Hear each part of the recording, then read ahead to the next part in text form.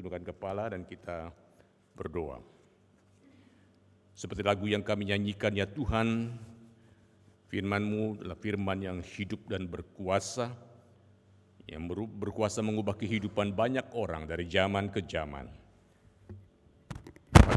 Pagi hari ini kami menantikan Engkau menyapa dan melawat kami melalui penguraian firman Tuhan. Pakai dan urapi hamba-Mu yang sederhana ini, untuk menyampaikan firman-Mu yang tidak sederhana. Biarlah Engkau mempersiapkan hati jemaat sekalian, baik yang mengikuti langsung dalam ruangan ini, atau yang mengikuti pemberitaan firman Tuhan melalui live streaming atau rekaman YouTube di rumah masing-masing, supaya kami semua memperoleh berkat, menjadi orang Kristen yang kokoh dan kuat dalam menghadapi setiap tantangan zaman, dan kami punya suatu rasa percaya diri. Kerajaan Allah dihadirkan dalam dunia ini, menyadarkan kami hidup ini bukan hal-hal yang bersifat lahiriah saja, tapi hal ada yang sangat penting yang bernilai kekal. Kami berdoa biar Engkau tolong kami, Tuhan, menangkap pesan firman-Mu dan mengaplikasikannya, mengimani dalam kehidupan kami masing-masing. Berfirmanlah kepada kami, ya Tuhan, kami siap mendengar. Demi nama Tuhan Yesus, penebus dan juru selamat kami yang hidup, siap mendengarkan firman Allah. Amin. Silakan duduk Bapak Ibu sekalian, selamat pagi dan shalom. Puji Tuhan, bersyukur kepada Tuhan kesempatan yang Tuhan berikan bagi kita untuk beribadah dan bagi saya untuk menyampaikan firman Tuhan. Dan terima kasih kepada Gembala Sidang, Pendeta Randy Tirtanadi yang memberikan kesempatan sekali lagi kepada saya untuk kita bersama-sama belajar firman Tuhan di pagi hari ini. Saudara, kita akan merenungkan satu tema penting pada hari ini, yaitu biji sesawi dan ragi. Kita akan menyambung pembacaan firman Tuhan tadi dari Injil Matius pasal yang ke-13,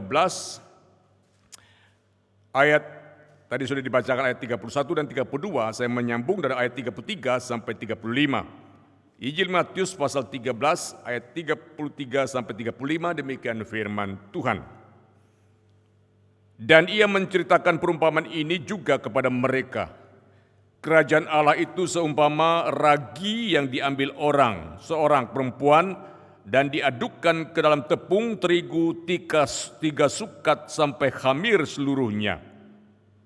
Semuanya itu disampaikan Yesus kepada orang banyak dalam perumpamaan, dan tanpa perumpamaan suatu pun tidak disampaikannya kepada mereka.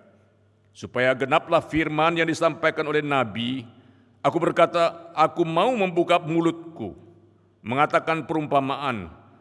Aku mau mengucapkan hal yang tersembunyi sejak dunia dijadikan. Sampai sekian jauh pembacaan firman Tuhan.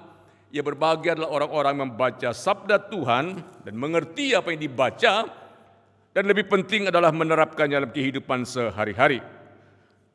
Saudara-saudaraku yang dikasihi oleh Tuhan Yesus Kristus, ketika mengajarkan tentang kerajaan Allah, Tuhan Yesus itu sering menggunakan perumpamaan-perumpamaan dalam ajarannya, sehingga menolong orang dengan mudah memahami kebenaran yang terkandung di dalam perumpamaan tersebut.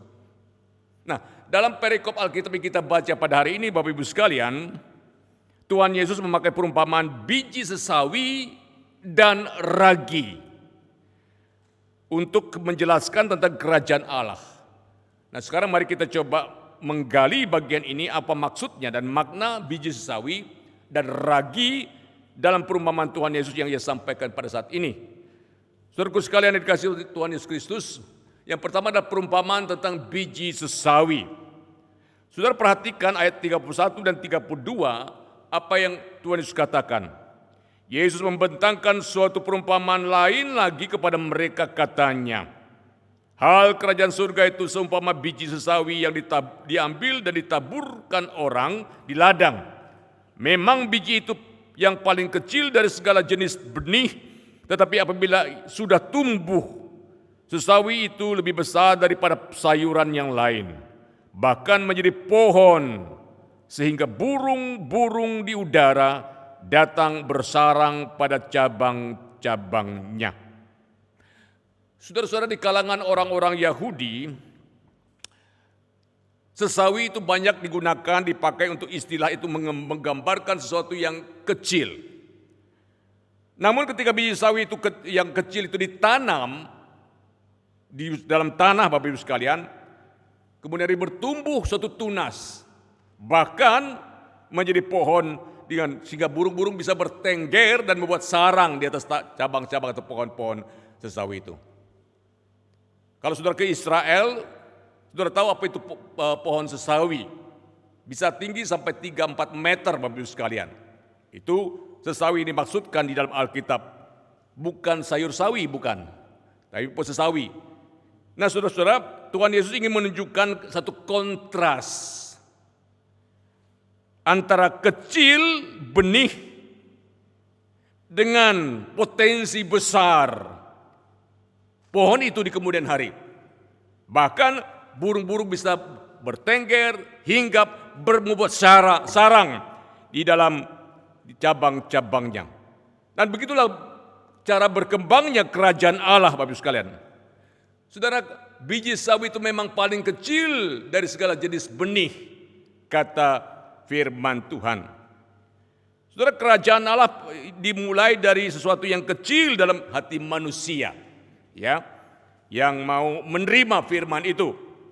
Dan biji itu bekerja tidak terlihat ke dalam tanah kan, tapi menyebabkan suatu transformasi, pembaharuan dan pemulihan dalam diri manusia.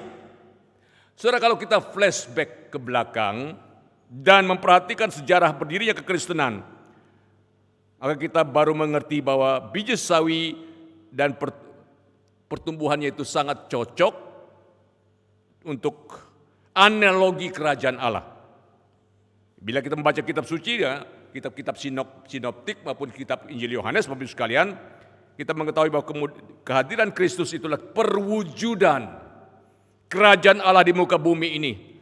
Suatu kerajaan yang bukan dari dunia, tapi dari Allah yang bersifat kekal. Dan tujuannya adalah agar manusia tidak berorientasi pada kesementaraan. Karena banyak orang kan menghabiskan waktu, tenaga, pikiran, apapun untuk hal-hal yang hanya bersifat lahiriah, yang bersifat sementara di dunia ini. Tapi dengan adanya menghadirkan kerajaan Allah, itu supaya manusia berorientasi pada kekekalan. Karena ada banyak orang yang hidupnya dihabiskan oleh hal-hal yang sementara. Dan mengabaikan hal-hal yang bersifat rohani yang terkait dengan masalah kekekalan. Saudara, tetapi apabila sudah tumbuh, sesawi itu lebih besar daripada sayuran yang lain, bahkan menjadi pohon sehingga burung-burung di udara bersarang pada cabang-cabangnya. Saudara-saudara, kalau kita memperhatikan Yesus dan kedua murid-muridnya, Bapak sekalian, saudara, kerajaan Allah pun seperti itu. Kerajaan Allah itu bekerja dari permulaan yang kecil dalam diri manusia, ya, yang menerima firman Allah itu, kemudian biji itu bekerja dan tidak terlihat, tetapi menyebabkan transformasi dari dalam diri manusia. Saudara, Yesus itu memulai pelayanannya sangat-sangat kecil dan sederhana bersama dengan 12 murid dan satu murid drop out. Murid-murid pun bukan orang-orang yang hebat. Mereka adalah orang-orang yang berlatar belakang nelayan sederhana dari Danau Galilea.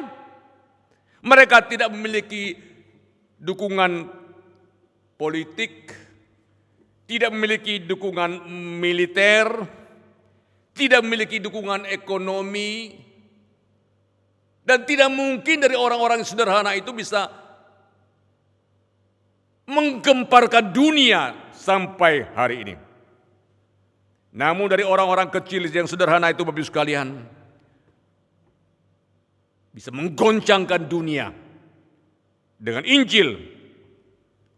Injil kerajaan itu menyebar ke seluruh Asia, Eropa, Afrika, Amerika, bahkan sampai ke kampung saya di Kutai Barat, Kalimantan Timur.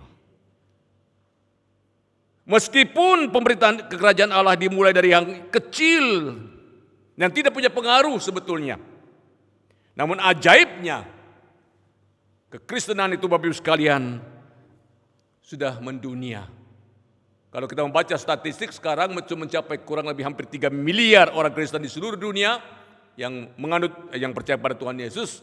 Artinya sekitar 1/4 penduduk dunia itu adalah Kristen. Saudara,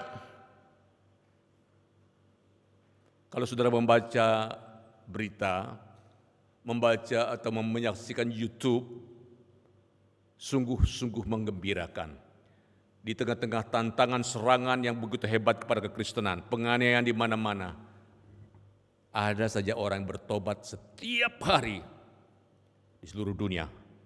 Bahkan seorang bernama Peter Wagner, itu almarhum dari Fuller Theological Seminary, dalam risetnya mengatakan, ya, ribuan orang tiap hari menerima Tuhan Yesus dan ratusan gereja dimulai di seluruh dunia tiap hari. Berjuta-juta orang menerima Tuhan Yesus sebagai Tuhan Juru Selamat pribadi. Ada saja orang yang dibaptis, ada saja orang yang menerima Tuhan Yesus. Bahkan saya membaca berita baru-baru ini bahwa di Bangladesh ada ribuan orang digerakkan oleh Tuhan dan percaya menerima Tuhan Yesus, dibaptis sekaligus. Kerajaan Allah tidak bisa dibendung. Saudara, sejarah pergerakan misi di seluruh dunia awalnya dimulai dari kondisi yang sangat kecil dan sederhana.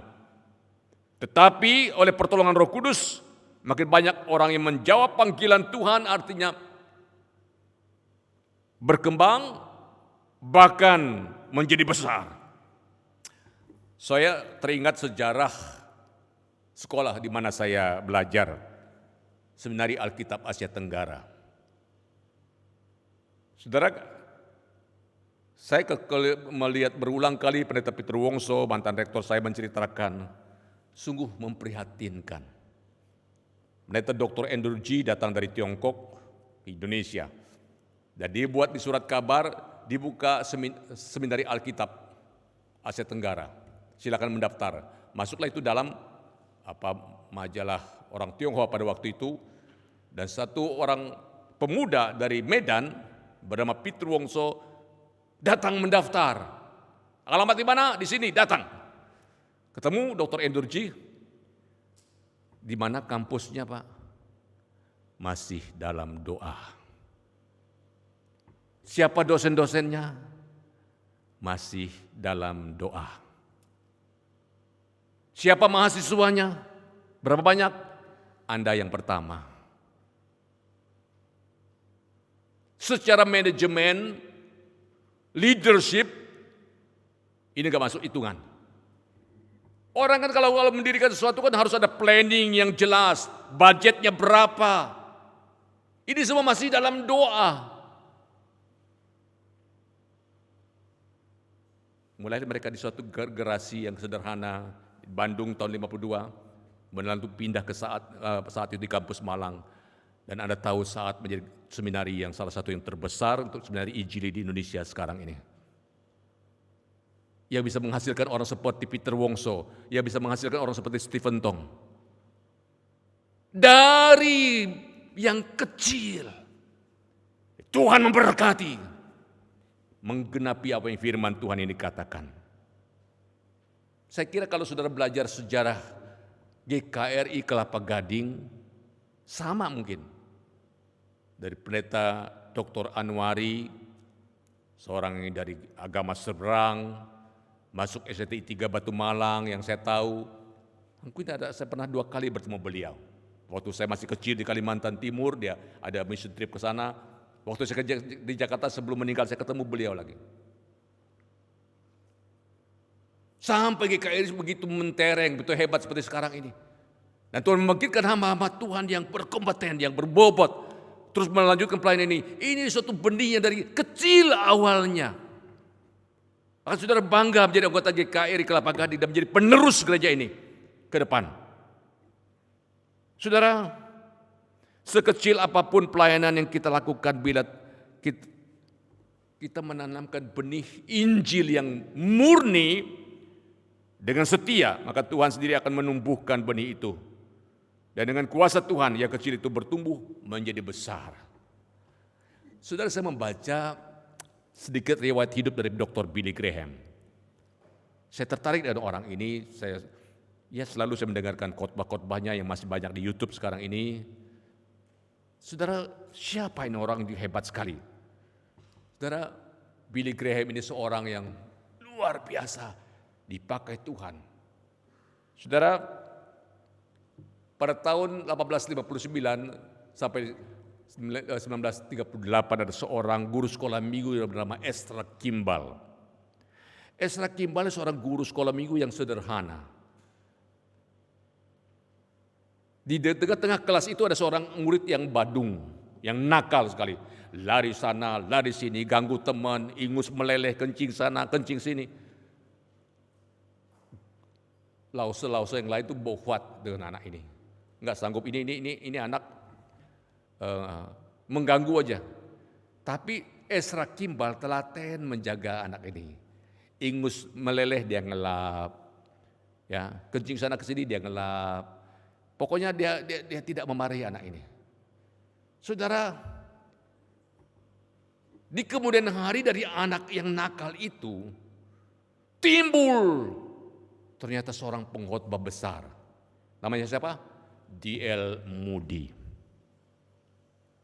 D.L. Moody ini orang luar biasa. Nggak nyangka seorang anak yang badung yang menjengkelkan guru-guru sekolah minggu, ternyata dia menjadi pengkhotbah yang besar luar biasa, dan ada 3 lembaga atau 4 lembaga sekarang didirikan untuk mengenang orang ini.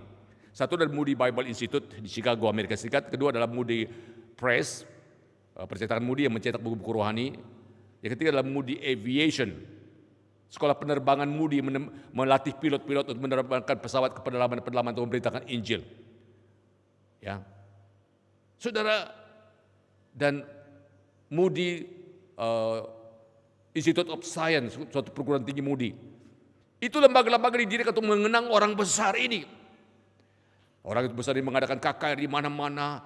Banyak ribuan orang bertobat percaya menerima Tuhan Yesus. Dan salah satunya adalah seorang bernama Wilbur Chapman. Wah, ini seorang pengkhotbah yang berbakat luar biasa. Banyak hamba Tuhan lain, tapi dia salah satu yang menonjol. Wilbur Chapman ini mengadakan KKR di mana-mana. Waktu mengadakan KKR, ada seorang bernama Billy Sunday bertobat menerima Tuhan Yesus, dan ini dibangkitkan Tuhan menjadi pengkhotbah besar pada zamannya.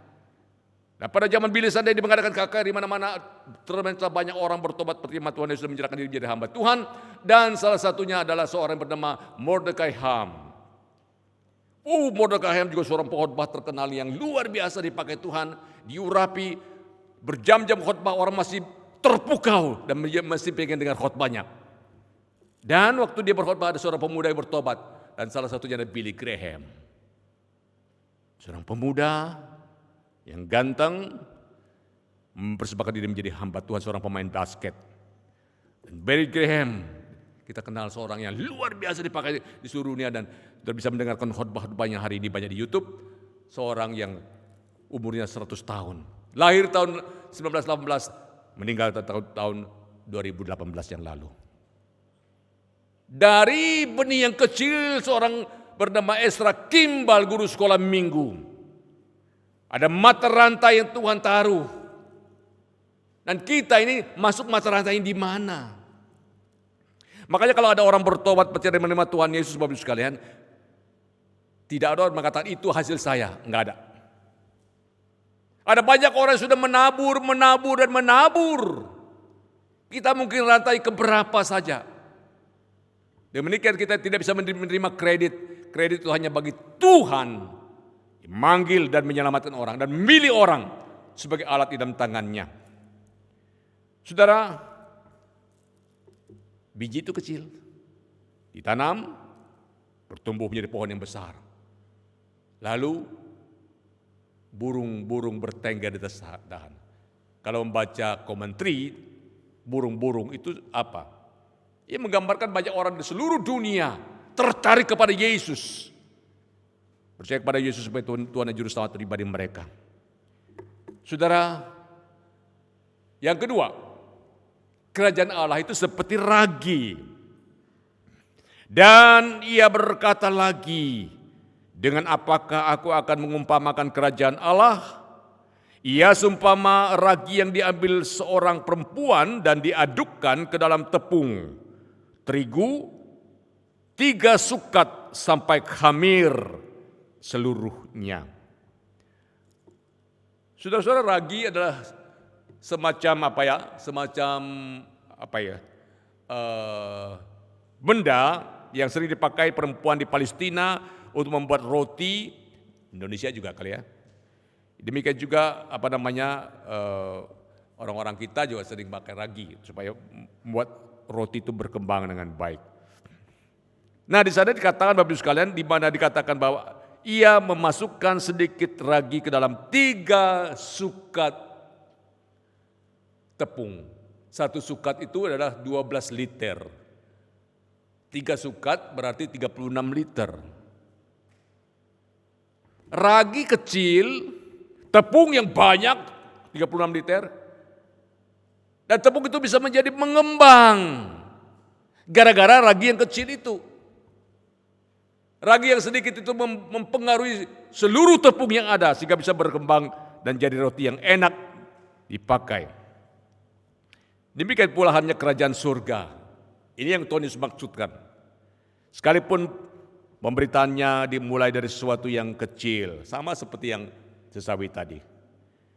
Dari kampung Nazaret yang sederhana. Namun pada akhirnya pemberitaan itu memberi dampak kepada banyak orang di seluruh Palestina hingga seluruh kota-kota Galilea, Samaria, Yudea, seluruh provinsi Yudea dan sekitarnya.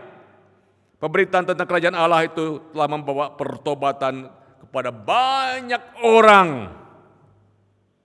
Ajaran Yesus telah membawa perubahan hidup kepada banyak orang sampai saat ini.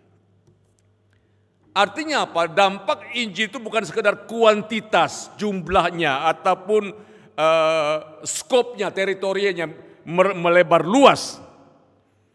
Tetapi yang penting adalah di mana orang-orang berdosa bertobat dan diampuni dosanya. Hidup yang gundah gulana dan putus asa memperoleh pengharapan keselamatan yang pasti di dalam Tuhan Yesus Kristus. Itu yang penting. Dan dampak Injil atau pengaruh iman kepada Kristus juga akan mentransformasi kehidupan manusia, kehidupan sosial dan budaya pagan ke budaya yang sesuai dengan iman Kristiani. Saya pernah membaca suatu kisah di salah satu suku di Papua, Bapak Ibu sekalian, ada suatu kebiasaan begini. Kalau seorang anak itu sakit dan sakitnya itu parah, maka anak itu boleh dilempar ke jurang atau dibuang ke sungai. Boleh, diizinkan. Kalau anak itu sakit dan sakitnya itu nggak sembuh-sembuh. Dan itu bertahun-tahun banyak anak yang dibuang ke sungai atau ke jurang.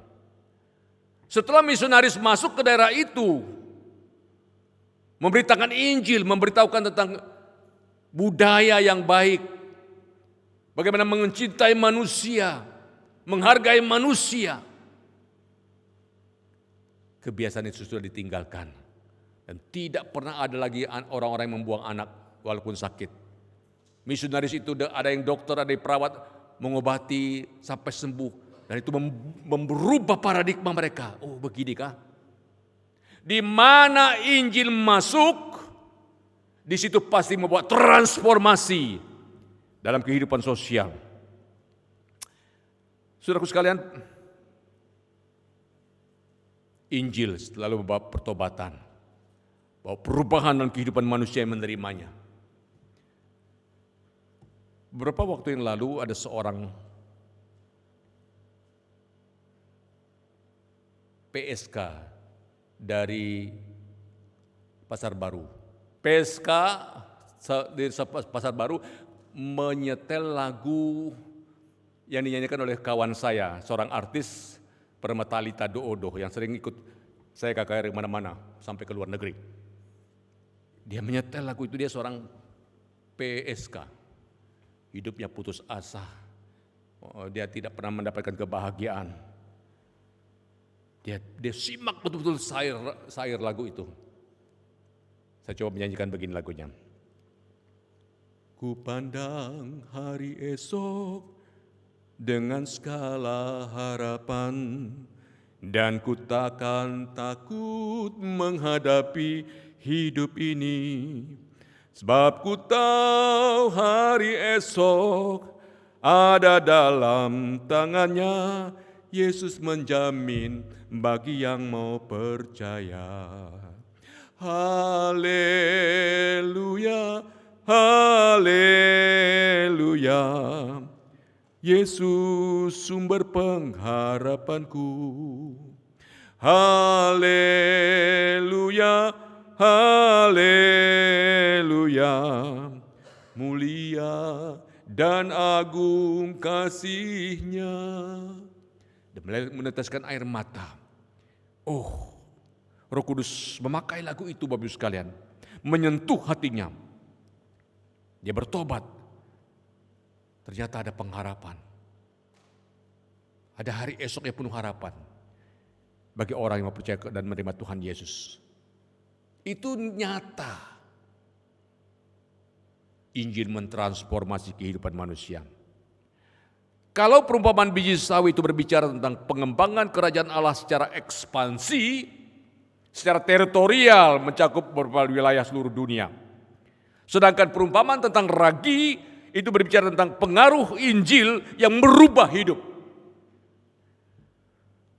Suatu perubahan yang bisa dirasakan oleh orang-orang yang mengalami dan dilihat oleh orang-orang yang ada di sekitarnya.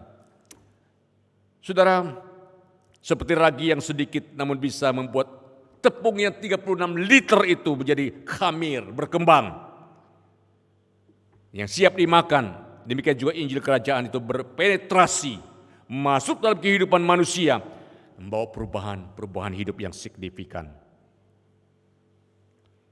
Jikalau orang Kristen bersaksi Bapak Ibu sekalian, dan hidupnya seperti apa yang Yesus ajarkan, maka bisa dipastikan bahwa kehadirannya akan berdampak di tengah-tengah dunia ini. Begitulah cara kerajaan Allah itu berkembang di dunia ini. Saudara, bagian terakhir. Kerajaan Allah dimulai dari sesuatu yang kecil dan sederhana.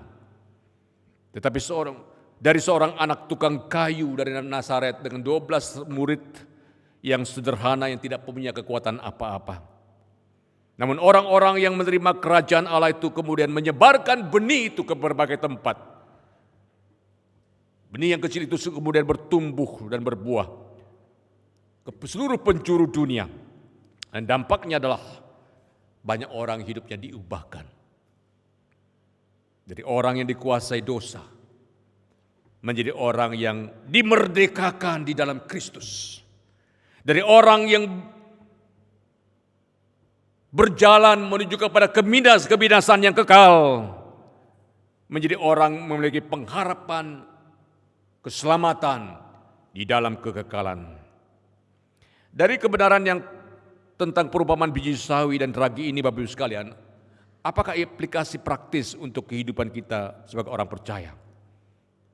Saudara, kerajaan Allah, kerajaan surga sekalipun pemberitaannya dimulai dari sesuatu yang kecil, dari kampung Nazaret yang sederhana, namun pada akhirnya pemberitaan itu memberi dampak kepada orang banyak di seluruh dunia. Saudara, bagaimana sikap kita? Apa aplikasi praktisnya? Yang pertama, teruslah sebarkan kerajaan Allah itu pada orang-orang di sekitar kita. Dan kita akan melihat bagaimana Tuhan bekerja. Yang sederhana itu akan terus berkembang dan menjadi berkat bagi banyak orang. Burung-burung itu datang, bertengger dan bersarang di cabang-cabangnya. Saudara, ini artinya orang Kristen harus aktif dan inisiatif menyebarkan kerajaan Allah agar banyak orang diselamatkan. Hari Jumat nanti kan ada Jumat Agung. Minggu ada Paskah. Coba setiap orang yang punya WA, WA teman saudara, tetangga saudara. Ajak mereka menghadiri ibadah tersebut. Minimal ikuti secara online, kalau belum bisa. Dan melalui itu kalau sudah dia tersentuh dengan firman Tuhan, maka biji yang sederhana itu akan bertumbuh. Gara-gara saudara, jiwa orang itu diselamatkan.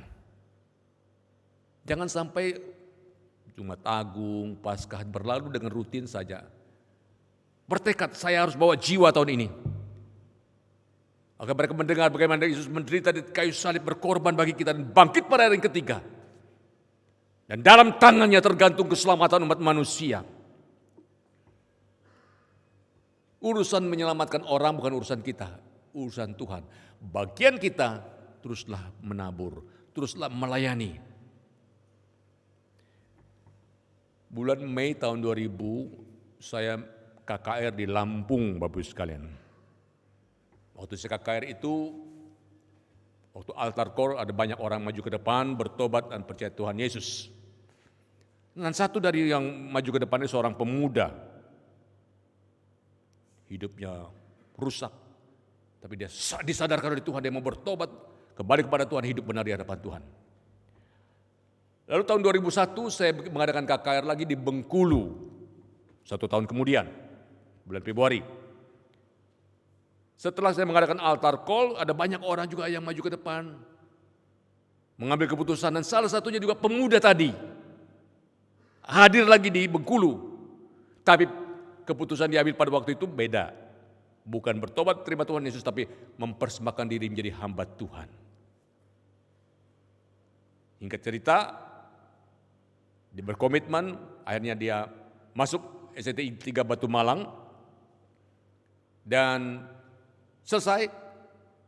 Ya, sekarang menjadi seorang hamba Tuhan, pendeta yang melayani di daerah Samosir, Sulawesi Sumatera Utara. Saudara, kita tidak tahu yang kita buat itu jadi apa. Waktu saya pelayanan di Palu, setengah pagi-pagi, saudaraku sekalian, saya siaran di RRI, Radio Republik Indonesia. Mana ada orang dengar siaran di jam 5 pagi, itu orang-orang tidur itu kan. Tapi saya diberikan jamnya jam 5 pagi. Saya bilang terlaluan juga nih RRI ini ya. Ya udah, tetap kena tahu tugas ya sudah. Saya pelayanan, putar lagu-lagu rohani, lalu saya khotbah. 3 bulan kemudian ada seorang dari desa yang jauh sekali khusus bertemu saya. Bapak Pendeta Tulai? Iya, kenapa? 3 bulan yang lalu di kampung saya, desa yang jauh sekali, tapi dia bisa nangkap siaran radio. Jam 5 pagi saya setel, Bapak bersiaran. Waktu itu saya sangat putus asa dan hampir bunuh diri. Tapi firman Tuhan yang Bapak sampaikan, saya disadarkan ada Tuhan. Uduh, kita tidak tahu, tabur saja urusan orang bertobat atau tidak, itu urusan Tuhan. Saudara, teruslah sebarkan kerajaan Allah. Yang kedua, milikilah hidup yang berdampak. Ya. Ragi meskipun sedikit namun dapat menghamirkan, mengembangkan 36 liter tepung. Demikian juga kehadiran orang Kristen dimanapun meskipun mereka minoritas. Ya, kalau ada kata itu ya, saya juga tidak suka menggunakan sebetulnya. Ia akan membawa dampak pembaharuan di lingkungan di mana dia berada. Saudara, ada orang kehadirannya itu menimbulkan masalah. Nah, ada orang yang di tengah keluarga tidak jadi berkat, di masyarakat tidak jadi berkat. Beda dengan orang-orang GKRI Kelapa Gading. Dimanapun mereka berada. Oh, mereka menjadi berkat, berdampak hidupnya. Amin. Amin. Amin. Haleluya. Saudara, kalau kita perhatikan kehidupan jemaat mula-mula, hidup mereka itu sangat menarik ya. Menarik masyarakat sekitar. Saudara, dikatakan dalam Kisah Rasul pasal 2 ayat 47, sambil memuji Allah dan mereka disukai banyak orang, disukai semua orang, dan tiap-tiap hari Tuhan menambahkan jumlah mereka dengan orang-orang yang diselamatkan. Perhatikan kalimat, dan mereka disukai semua orang. Artinya komunitas mula-mula itu sangat menarik. Orang melihat tertarik dengan kehidupan mereka. Dan dampaknya apa? Tiap-tiap hari Tuhan menambahkan jumlah mereka yang orang-orang yang diselamatkan. Sekali lagi sama seperti ragi yang sedikit mempengaruhi tepung yang banyak. Inilah hidup orang Kristen yang tidak dipengaruhi dunia, sebaliknya mempengaruhi dunia. Saudara, demikian sekali lagi dalam rangka HUT dan Paskah tahun ini, mari jemaat mengundang orang untuk hadir. Apakah hadir secara geragawi, on-site di gereja, atau melalui secara online melalui YouTube.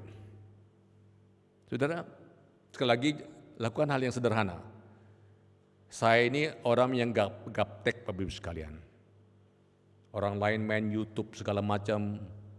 Saya nggak tahu ya kalau bisa masuk YouTube karena orang yang kasih masuk. Yang saya tahu apa? Saya rekam renungan singkat saya tiap pagi itu di WA Voice itu. Kirim tiap pagi ke ratusan orang. Itu saja. Renungan kurang lebih 5 menit ya. Lama-lama, boleh enggak saya masuk Kristen? Jangan benar kamu. Betul, serius. Saudara, satu saat akhirnya dia menyatakan diri pergi ketemu saya di Jakarta dan kami mengadakan acara pertobatan buat dia. Eri tahu orangnya. Ini real. Dari renungan-renungan singkat yang saya terus dia dengar, dia akhirnya bertobat. Saya bilang lepaskan inimu, ya. Walaupun suaminya belum ya, tapi kamu kuat ya, iya. Kita hanya menabur, ya. Urusan orang bertobat atau tidak bukan urusan kita. Mari kita terus menyebarkan benih kerajaan Allah dan hidup membawa dampak yang mentransformasi kehidupan, ya. Dimanapun anggota GKRI berada, kita menjadi berkat. Dan kehadiran kita dirasakan, orang merasakan kehadiran kita, merasakan kerajaan Allah karena kehadiran kita. Saudara, selamat memperingati Jumat Agung dan selamat merayakan Paskah dan mengalami kuasa kebangkitan Kristus. Tuhan Yesus kiranya memberkati kita sekalian. Amin. Mari kita berdoa. Bapa di surga, Bapa dalam nama Tuhan Yesus. Terima kasih Tuhan kami berkesempatan merenungkan sabda-Mu. Roh Kudus menolong kami menangkap dan melaluinya iman kami dikuatkan. Di tengah-tengah tantangan dan pergumulan hidup, kerajaan Allah tidak bisa dibendung oleh siapapun dan apapun juga. Dan tolonglah kami sebagai anak-anak Tuhan yang sudah masuk dalam kerajaan Allah itu terus mau mengambil bagian sebagai alat tangan Tuhan untuk menyebarkannya. Dan kami akan kagum melihat bagaimana benih itu akan bertumbuh kemana-mana. Memberkati anggota jemaat GKRI Kelapa Gading. Terus kuat dalam Tuhan, terus semangat dalam pelayanan. Sehingga kerajaan Allah makin tersebar luas dan banyak orang diberkati. Bersyukur atas firman-Mu demi nama Tuhan Yesus penebus dan juru selamat kami yang hidup. Haleluya. Amin.